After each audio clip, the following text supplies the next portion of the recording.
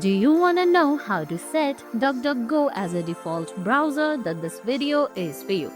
Hey guys, welcome back to our channel Quick Guide. On today's video, I'm going to show you how to do it step by step, so let's get started. First of all, go ahead and launch DuckDuckGo on your MacBook. Once you do that, on the top right corner of that window, you'll see a small three-line menu. Tap on it.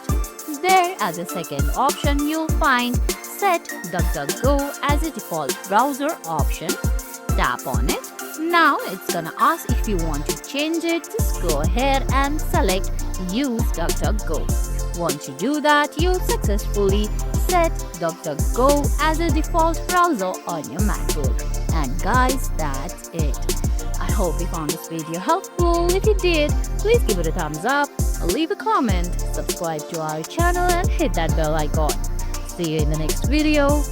Thanks for watching.